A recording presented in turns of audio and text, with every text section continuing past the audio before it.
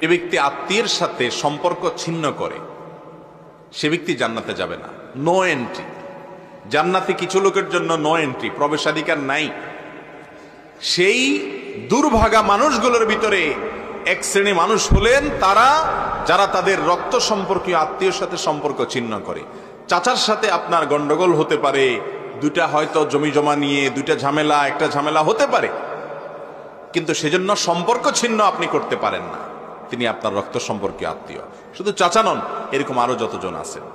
নবী করিম সাল্লাল্লাহু আলাইহি সাল্লাম বলেছেন, ইন্না আস-সাদাকাতু আলাল মিসকিনি সাদাকাহ।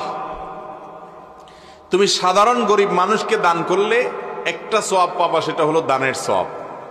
ওয়াস-সাদাকাতু আলা যিল কুরবা সিলাতুন ওয়া সাদাকা।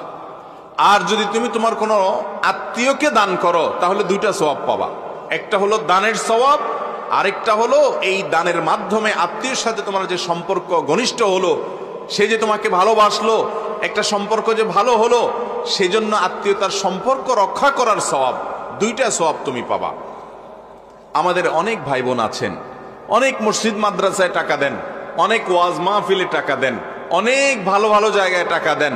মাশাআল্লাহ, এগুলো ভালো কাজ করেন, এগুলো করবেন অবশ্যই।